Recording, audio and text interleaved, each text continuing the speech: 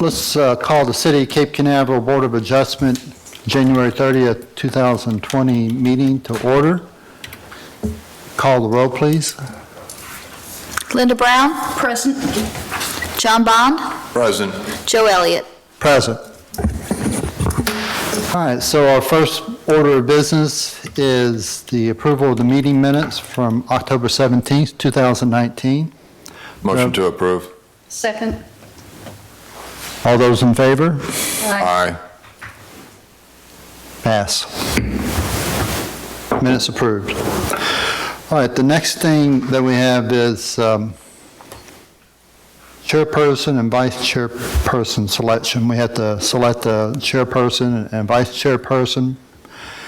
And have any nominations for a chairperson? Joe Elliott. I make a nomination. Joe Elliott remains our chairperson. Okay, I didn't realize we were going to be doing that again. All right, so I second that. I accept. And Do we vote for that? Just make sure there's no other nominations. Any other nominations? So call the roll. call a roll. John Bond. Yes. Linda Brown. Yes. Joe Elliott. Yes. All right. And the vice chairperson, do we have any nominations for vice chairperson? I'll nominate Linda Brown. A second. Any other nominations? So we'll call the roll. Joe Elliott. Yes. John Bond. Yes. Linda Brown. Yes. Okay, move on that. Chairperson and vice chairperson have been selected. Next item on our agenda is to interview our candidate, Randy Wasserman, for the Board of Adjustments, but he is not here. So I would prefer if we could put that off to when he can be here. Is that possible? Does anybody have any other Mr. statement? Chairman, we can certainly do that. We'll make sure he gets placed on the next meeting agenda. Unless anyone else has any. I wouldn't say we're going to table it. I'd say we would just postpone it till the next meeting. Okay. Yeah. Are we going to need to make a motion on that one? I don't think it's necessary. Okay. Unless Anthony. As long as the minutes reflect just no action on that. Okay, fourth item on the agenda is variance 2001. Tom Fitzpatrick is the applicant, 409 Washington, R2 side yard setback. I think that's Fitzgerald. Fitzgerald, excuse me. And David, if you would take over. All right, thank you, Mr. Chairman. As you indicated, this is variance 20-01. The applicant, Mr. Sean Fitzgerald, who is here in the audience along with his wife, he'll be available to answer any specific questions the board may have. But Mr. Fitzgerald is requesting a variance from the required 8-foot side yard setback on a piece of property, and I'll kind of direct you to the to your monitors as well as the monitors up here. This is an aerial showing the property. The property is designated in obviously with the red. This is an older aerial. The house is there's still a house shown there. Currently, if you drive by the property, there's no house there. So it was the house has been demolished. But that just gives you a sense of the neighborhood. You can see that it is this is one of the, I'll call it the historic areas, neighborhoods in the city, characterized by small lots. We'll get into this a little bit further into the presentation, but a lot of the homes in this area don't meet current setbacks. A lot of these homes were built prior to the city was even being incorporated. So there was no such thing as city setbacks when a lot of these homes were built. So I will say that a lot of these homes currently don't meet setbacks. The next photo, or excuse me, slide, is a slide of what's proposed Again, this is 409 Washington. You can see the setbacks on the top of the screen over towards the top left. You can see where it's the setback of 7.4 feet from with the proposed building sitting on there. So that's where a 8-inch variance is required. And then if you go kind of kitty corner of the house itself, you can see on the back side there by the proposed pool deck, that setback of 7 feet. So the house gets to be 7 feet. So it's, they're requesting a 1-foot variance on the west property line, whereas the variance would be 8 inches on the east property line for to reflect the 7.4. Okay. Again, the property is currently vacant. The applicant purchased the subject property in September of 2019. At that time, the property contained a single-family structure, which was subsequently demolished. The structure that was demolished was located 7 foot 3 inches from the western property line and 6 feet 6 inches from the eastern property line. As I indicated earlier, this home was built prior to the city's setback requirements. The previous owner requested and was granted a variance in August of 2018. So there's a little bit of history. I don't know, Mr. Elliott, you may have been on the board back. Yeah, I remember that. Okay, yeah. So the previous owner did request and was granted a variance on this piece of property for a 7 foot 3 inch side yard setback on the western property line. The subject parcel is zoned R2 and is located in an area primarily consisting of single-family homes. We talk a little bit about the surrounding zoning, which is it's all R2. This is in a very large R2 district, and as well as single-family and mostly single-family homes in this area. There is a multifamily property to the north of this. Section 11037 of the City Code does spell out specific criteria which the board must consider when you're contemplating a variance request, and we'll go through that in just a second. However, my last sentence in the body of the staff report, it is staff's opinion that the request is not consistent with the criteria, said criteria, and therefore it is recommended the variance be denied. And that is our recommendation. However, I'm going to go through the attachments very quickly. Attachment 1 is the aerial showing the piece of property that we're here to discuss this evening. Attachment 2 on the next page is the actual application, and it goes through and it includes all of the required application materials. I would, and I hope the board has had a chance beginning third or fourth page of the application is the variance application packet. And this is where the applicant has an opportunity to provide his or her justification on why the application or the request is appropriate and where it does meet the criteria. So that is where the applicant has done that. And I'm going to go through the next important document in here is the actual survey showing the proposed residence on the lot, and that was the other slide that we looked at. And the rest of the application just includes the deed and the plat and some renderings of the home.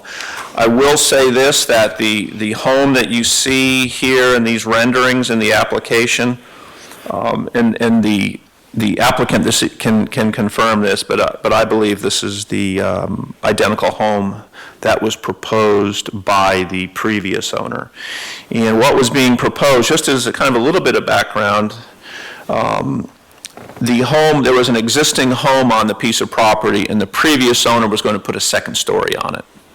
Right. And it was identical to what's being proposed. I think there's a reason that the applicant certainly can talk about why I don't want to steal your thunder, but My understanding is that there was some subsequent engineering studies done on the existing home, the existing structure, and it was determined that the footings would not carry the load on the second story. That happens.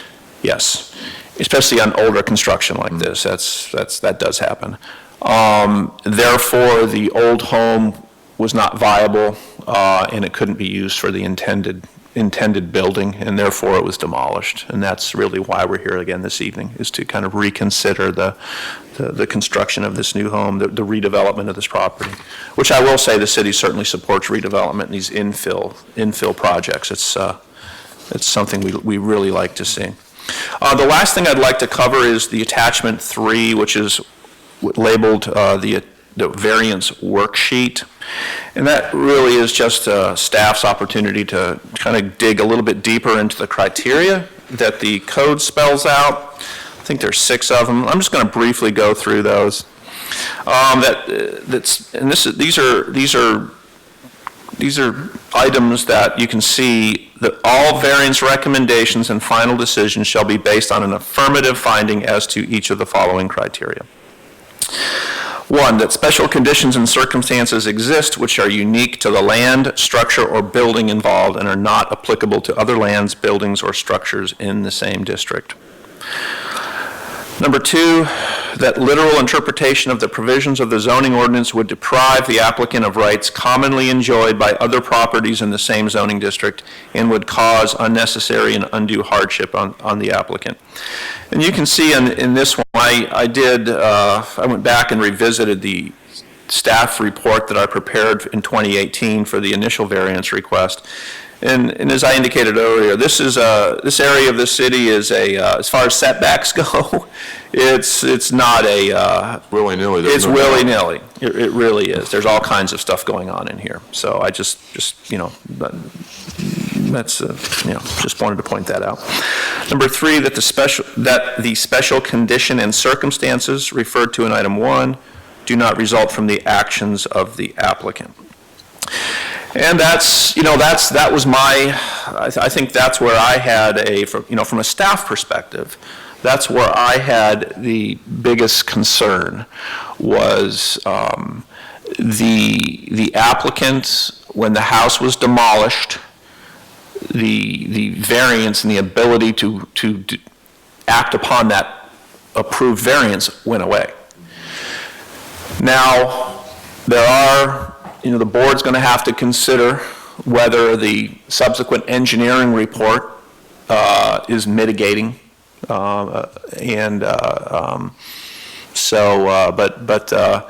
typically the most difficult test that applicants have a difficult time meeting is the hardships cannot be self-imposed. They can't be created by the applicant. And I felt like that criteria wasn't met. Now, as I explained to the applicant, that's why we have these meetings. That's going to be the applicant's opportunity to discuss with the board mitigating circumstances, and but from a strict interpretation of the code, my recommendation is what it is. Number 4, that granting the variance requested will not confer on the subject any special privileges that are denied by the ordinance to other lands, structures, or building in the same district. And again, the issue, I point out that this neighborhood is, I think, as John said, willy-nilly at best. Number 5, that the reasons set forth in the application justify the granting of the variance, and that the variance, if granted, is the minimum that would make possible use of the land, building, or structure. Now, as I indicated earlier, the structure that's being proposed is the identical structure that was being proposed in 2018. Now, could the applicant build a smaller home? This is just going to be the board's deliberation, and yeah, I mean, I think the bottom line is, yeah, I mean, you could put a smaller home on this piece of property. You could put a 500, you could put a 1,000 square foot house on this property. That's the minimum square footage required, I believe, in this zoning district. But then, you start asking yourself questions. Is that appropriate for this neighborhood? Would that help this neighborhood? Would that help the overall character and economic conditions of the city?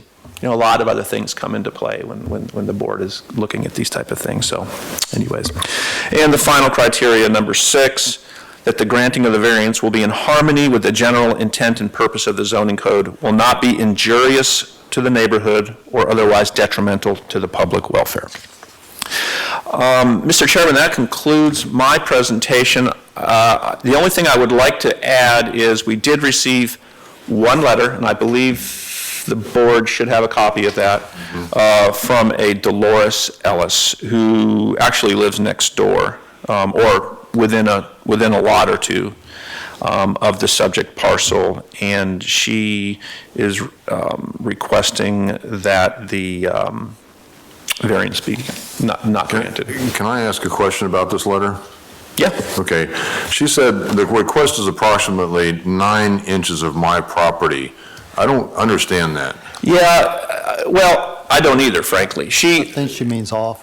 Yeah, she came to the meeting in 2018. Mm-hmm. She appeared personally. Right. And she basically said the same thing. And I don't think it was, I never quite understood exactly. Mm-hmm. She was, as I recall, she had some concerns about the legality of the property line and where it really is. And so those are other issues that I'm not sure That's not our issue tonight, though. We can really delve into that. But I remember bringing up about the sun. Yes, and she. the second floor. You have a good memory.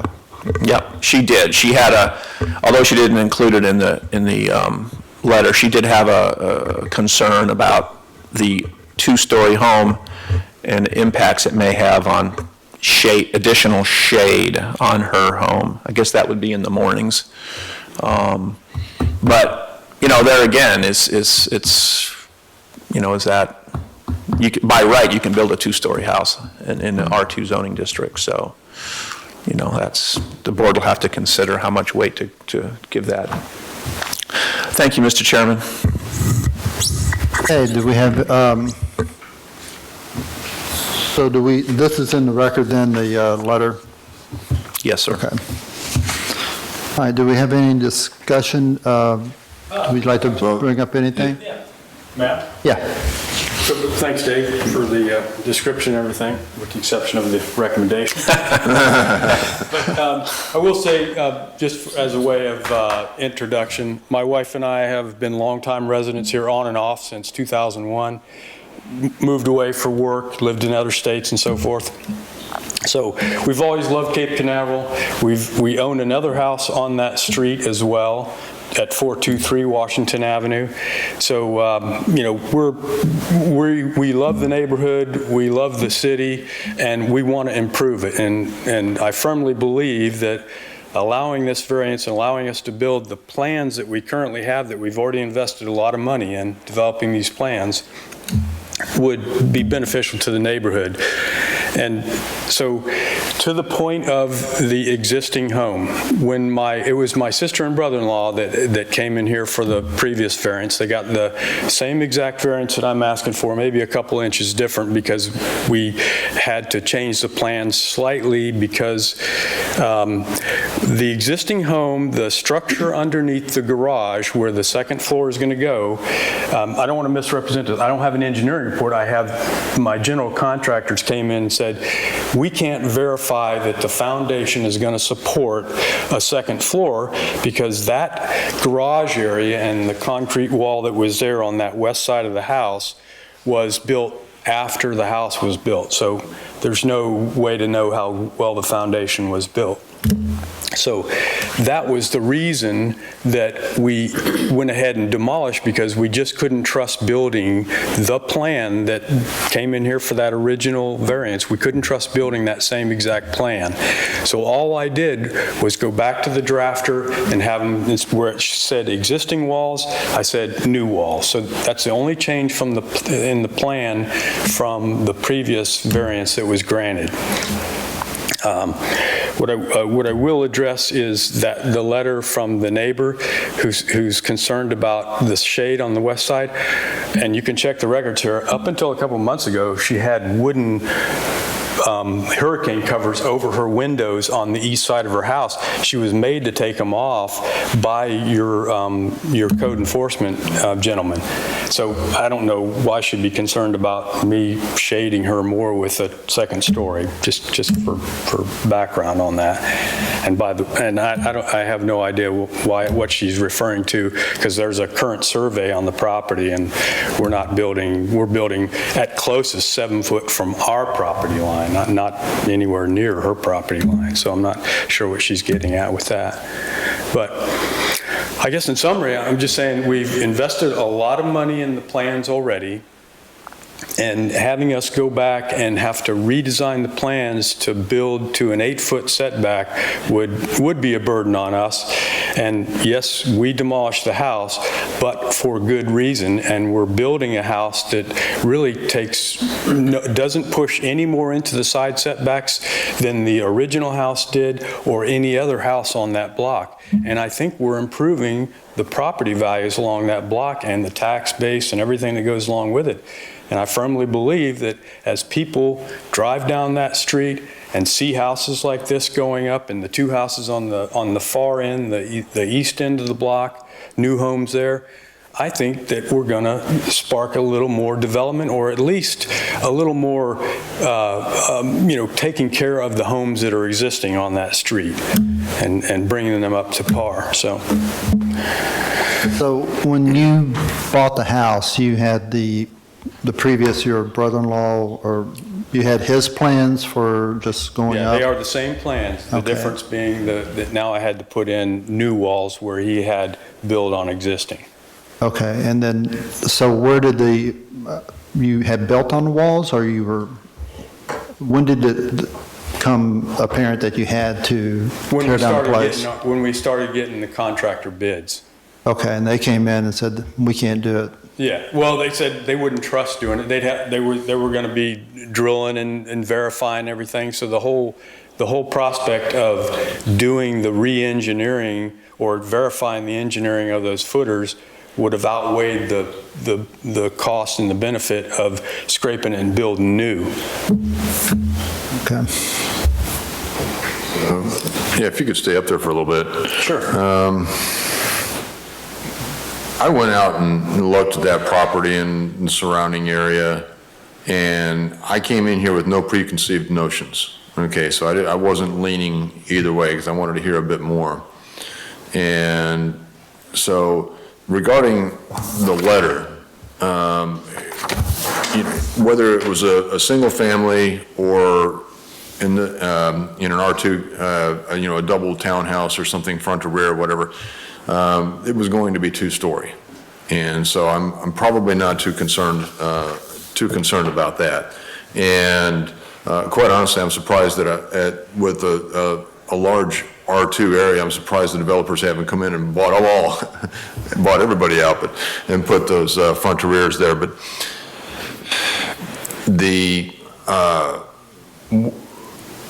what's the total living square footage? 2145. Okay. And of course, these are 50-foot lots. David, do you know if we have previously granted any setback exceptions in that area? Well, other than this specific property, yeah, there's, I can think of one more off the top of my head, which was, I'm not sure if it was on the same street, but it was in a block or two. We did that in 2017, I believe. If I may, that was my property. Oh. 423 Washington. Okay. Was Chairperson your turn? Yes. That's what I was thinking of. Yes. Yes, and you granted 6-foot side setback. She's pretty formidable. Yeah.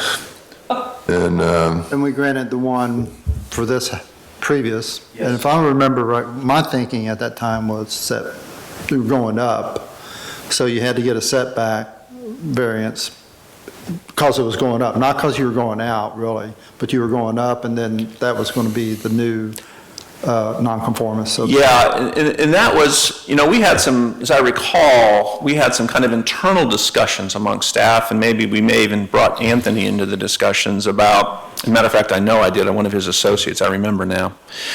We talked about, do we really even need to ask for a variance? Because they weren't, the base, the footprint of the house, they weren't expanding that. They were just building up off of the footprint.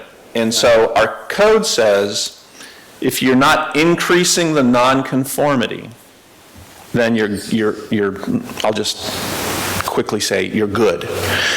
So, well, I think that we kind of landed on, well, if the volume of the house is expanding, which, i.e., a second floor, that may be increasing the nonconformity. So there was a lot of discussion, and I think we kind of came down on the conservative side of it and said, well, we better just go through the variance process. Variance application. It wasn't really clear in all of the information in the agenda package. That variance that was previously approved by the board, was it only for the additional portion of the structure, the height for the second floor, or was it a variance for the location of the entire structure on the west side? I'm not sure. I don't recall that. Are you asking if they needed a variance for the second floor? Well, the board approved the variance previously, according Yeah. to the staff report, but it's Yeah. not clear what variance. What was granted? What was granted. It was, my understanding is the variance that was granted for this property was on the west side, Yeah. right? Yeah. Not on any other side, not on the east, not on the rear. So the variance that was granted on the west side, was it for the footprint of the proposed structure? No. Base, first floor and second? It was because of the increased volume. It was for the upward movement of the proposed second floor. Because it's a sloping, it's a sloping, do you have a picture of the have you, yeah, there was a. okay, you've seen a picture, that's right, there's a picture of the house in the attachment, in your attachments? Didn't need it on the east side. Correct, because there wasn't a second floor on the east side. It was staying one floor on the east side. I've got it right here. I have it. Okay, A little bigger. So, okay. So, yeah, Anthony, it was because of the second floor addition was on the west side of the home, the property line. so let's assume that the variance was 7.3 feet on the west side for now.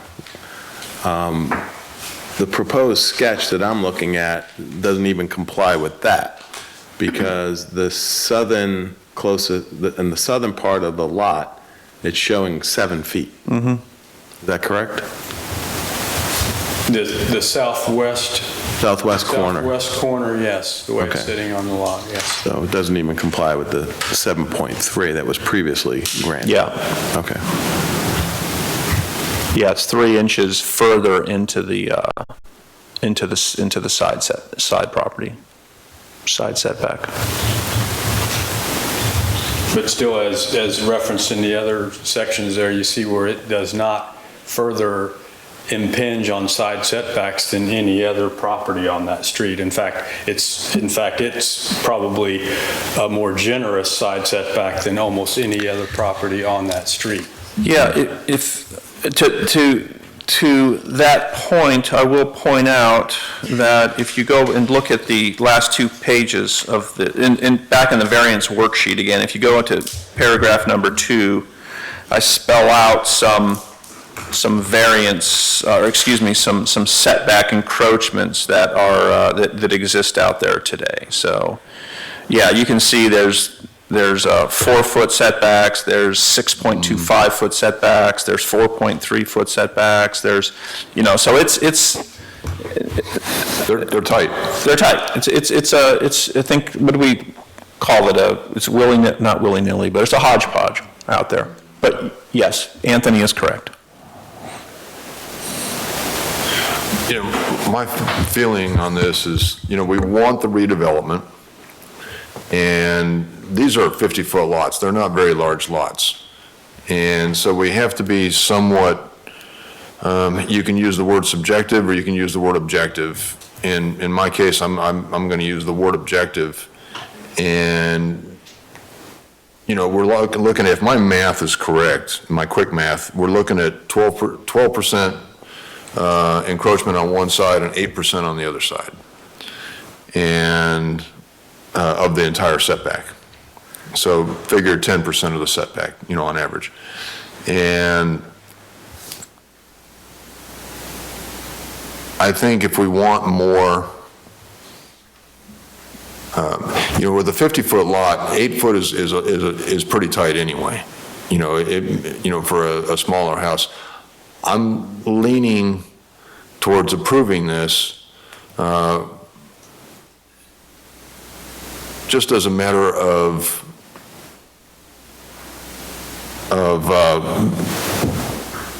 you know, being objective and looking at the future with the rest of them and looking at the setbacks is, I know that, when did the setbacks, when were those changed? You know, was it? For R2, oh boy. Was it when I was on the council? It must have been, because I don't think we've changed those setbacks since I've been with the city. So that's been at least, I've been here 6 years. So I'm not aware of them changing much in the last 30 or 40 years.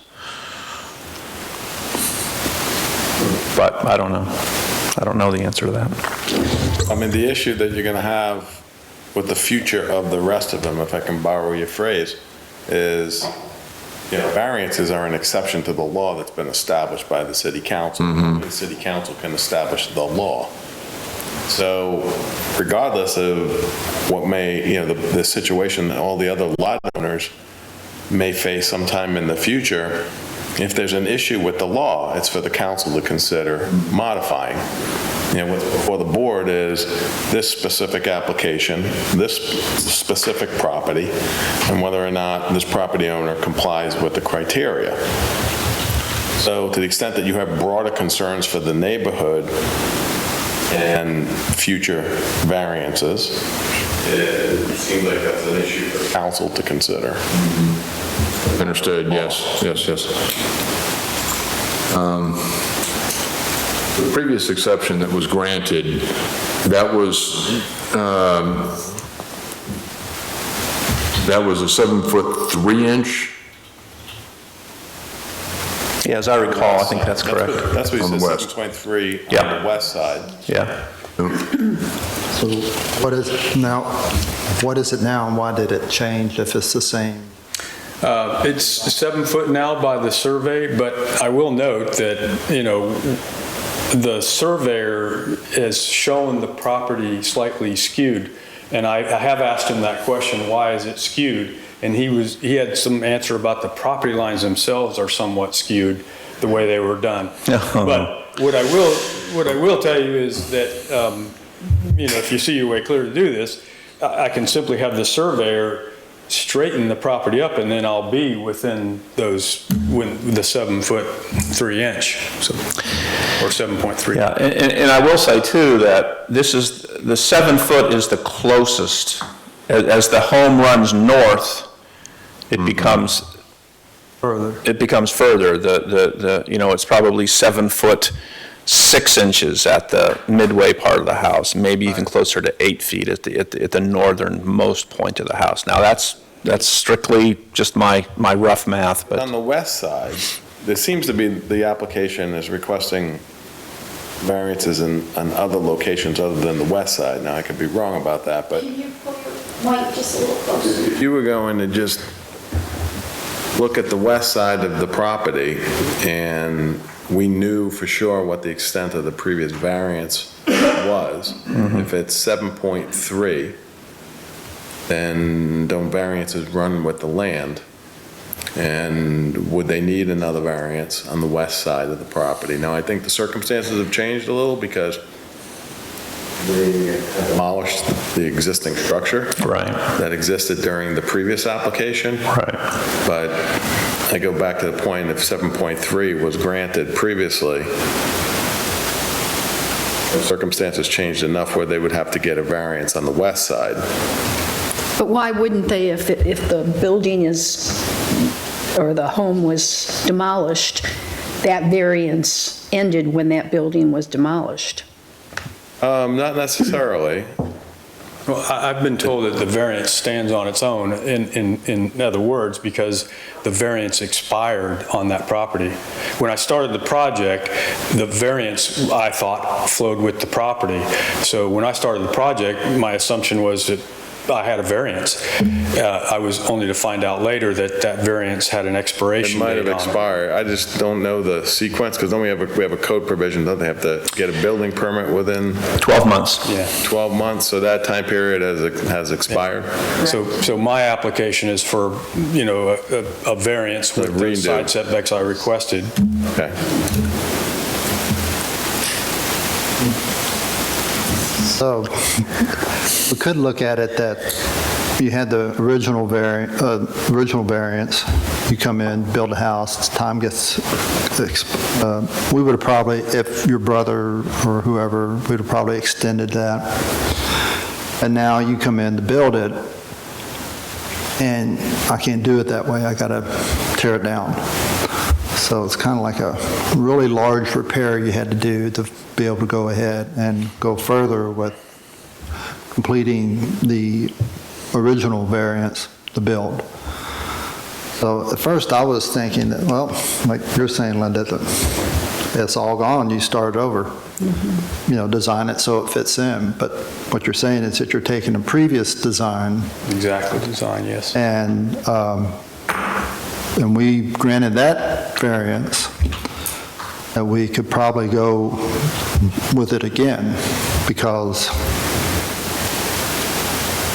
we do want to see that developed, and it's really not changing the neighborhood that much in that area, because there's a lot of different setbacks throughout that portion. So, But that variance Go ahead. was for the one side. Now he's asking for both the east and the west side. so why is it now on the east side? Well, it was not impinging anymore. When I made the application, I just made sure that you understood exactly what the side setbacks were on all four corners. If you'll look at the old survey, was it already- didn't change anything on the east side of the property. Yeah, so now, since it's tore down, he has more areas that he has to address. But I'm actually not encroaching any more than what. Than what was the previous the footprint. previous, no. Yeah. Yeah. I mean, as I said, this plan is the exact same width as the original plan you saw. I got to, the way the surveyor has it showing, the plot plan he laid out, he shows a little bit skewed on the property, but the width of this house is identical to the one you saw in the previous variance package with Rick Parker. So the footprint is the same. Footprint's identical. Did you request an extension of time for the previous variance? No, I just did not. I was not aware of the 12-month expiration. I'd have to go back and check, Anthony, but that variance may have already expired once the applicant, previous to the... December. Yeah, I think it would have expired previous to him even purchasing the property. Actually, I think it expired in August, last Yeah, August. 2019. We didn't get our permit in until after that, Yeah. and we were told it was expired. We could try to get a better explanation on the 3 inches, but I don't know if that really means that. Okay, let me write this down. So in the previous exception, we had 7 foot 3 inches on the west side, and on the east side?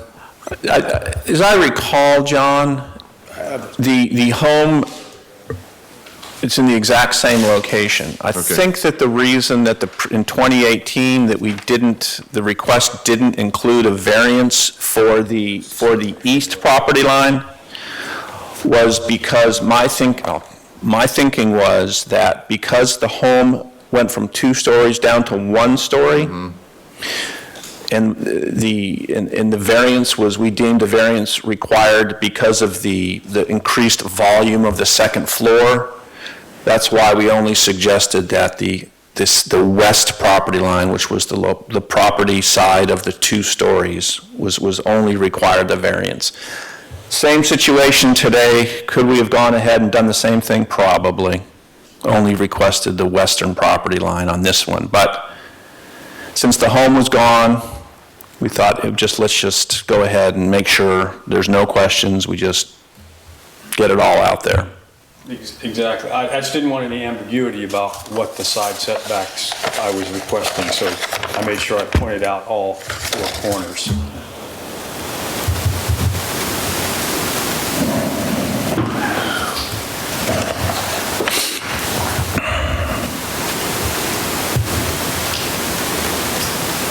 Do you have any other questions? No. North to south, everything is fine, correct? Correct. Yeah, my rear and front setbacks are well within requirements, and my volume is well within the current requirements. Is that a 1-car garage? Yes.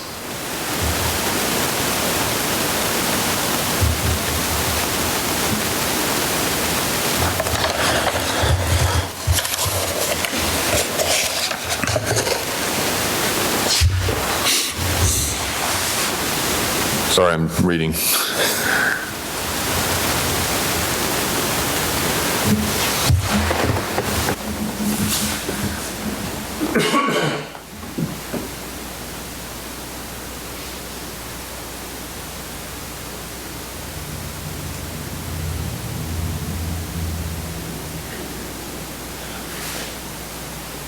Do you have the size of that garage, the width of the interior of the garage right now?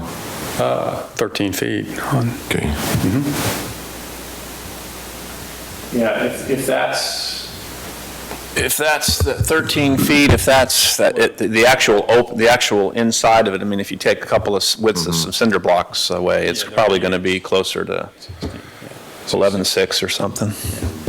11. Typically, you want to try to get 12 feet, but... Yeah, it's tight already. Okay. Anything else, John? So do we have a motion to go forward with this, or is there any other discussion? I think I've said what at first, my opinion was that it's been torn down, you got to start over, design it correctly, but going through the history and everything now, I think that it does make sense that we would grant the variance so we can get this property developed and, really not making that much of a change in the neighborhood. Anything else? You're saying that the footprint dimensions of the home, proposed home, is the same that it was when the first variance application was submitted? Yes, sir.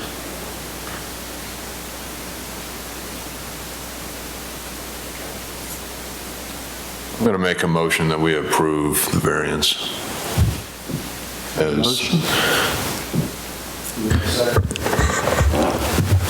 we need a public? Mr. Chairman, do we need to open up a public hearing and seeing if anybody wants to speak to the issue? Do that. I think we should. there may not be anybody, but I think. Got a full to follow.